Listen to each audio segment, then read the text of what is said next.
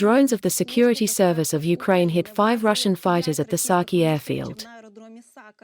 One plane was completely destroyed. It happened tonight.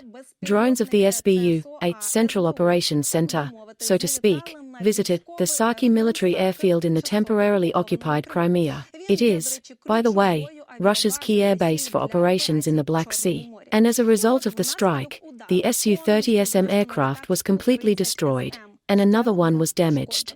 3 Su-24 aircraft were also hit. Therefore, the enemy suffered significant losses. After all, imagine, just one Su-30SM aircraft can cost an average of $35 to $50 million. And as a result of the special operation of the SBU Central Operations Center, on the territory of the airfield, an aviation weapons depot was also hit. Therefore, the successful special operation of the SBU in Saki is another step towards weakening the enemy's ability to wage a war of aggression against Ukraine.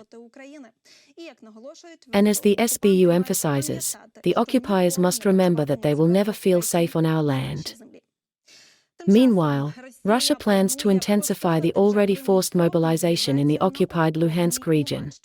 Men will not be allowed to leave the region. This was reported by the head of the Luhansk Regional Military Administration Oleksiy Karchenko. So, in the so-called LPR, they are now preparing to increase mobilization pressure, and the occupation authorities intend to equate the departure of men aged 27 to 60 years old all the way outside the occupied Luhansk region with evasion of military duty. According to the Russians, the mobilization resource in this territory has not yet been exhausted. And in addition to the repressive mobilization policy, the situation in the region is also worsening due to failures in medical care. And in Severodonetsk, the intensive care unit is not working now, and the nearest working intensive care unit is located 60 kilometers away in Kardiivka. This is much closer than Luhansk. Therefore, they are now trying to deliver seriously ill patients to Kardiivka. But, unfortunately, they do not always have time. So, the other day, Russia's failed policy in the medical field led to the fact that in Severodonetsk they could not provide assistance to an elderly man during a stroke. They sent him to Kardiivka, where he died. Until recently, he worked as a doctor.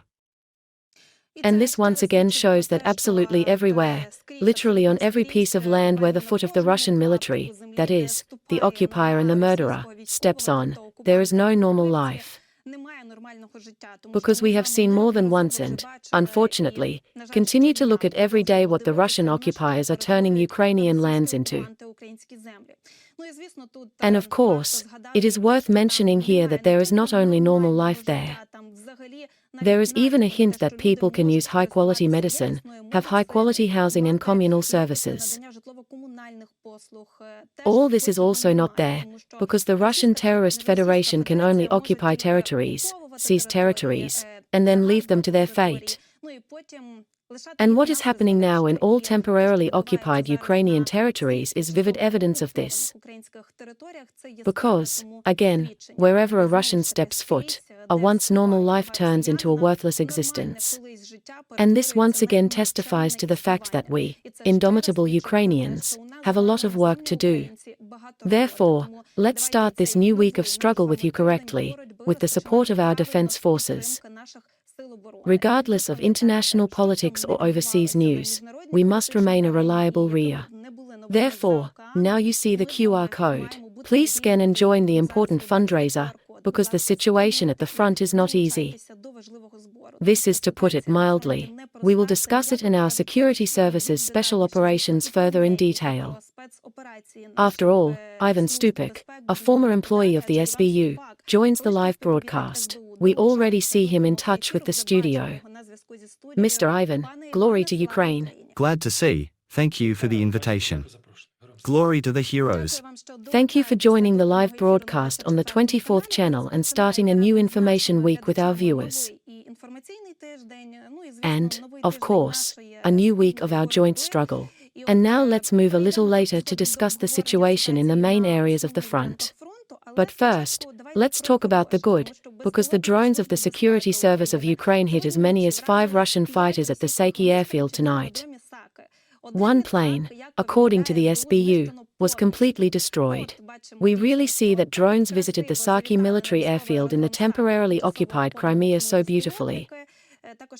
I have also already reported that it is a key such air base for operations in the Black Sea for the occupiers. You can give us a little more details that are known as of this moment. What will be the consequences of this special operation for the enemy? Will they feel it? We need to wait for confirmatory data, objective control. These are, first of all, satellite images that will show what really burned there, and what was damaged there, and what remained unaffected. Plus, personally, I expect the appearance of certain photos from the Russian side. War correspondents are unlikely to say anything. Ordinary Russian servicemen who will post the results of the arrivals. Unfortunately, each time there are fewer and fewer such people, but they still appear regularly. And, of course, it is possible to radio intercept telephone conversations between the military, who complained that there was a strike there, and here again a strike, and so on. But in any case, a minus for certain aviation equipment is a minus for the ability of the Russian Federation to strike at the south. If we are talking about Saki, because from the south, Russian aircraft rose and attacked, and continue to attack Kherson, Zaporizhia, support the Russian offensive, for example, in the direction of the city of Stepnohursk. Russian Gabs fly and destroy everything, even fortifications. And the arrival on the bridge in the city of Kherson is the same, it was Russian aviation that worked. Therefore, we are waiting for verification. What fighters exactly? Indeed, it would be desirable that the pilots died there. But summing up we can say that, unfortunately, they still have planes. According to open data, there are several hundred aircraft of each type in the Russian Federation. Yes, of course, not everything is on the move, not everything is afloat, not everything is on the fly, but in any case, systematic work, and systematic removal and destruction of aviation equipment, which is a workhorse that is used every day, is destroyed. Then it needs to be replaced with something, and this technique is not applied, it needs to be adapted, it needs to be upgraded. It also takes time. We will buy time for ourselves.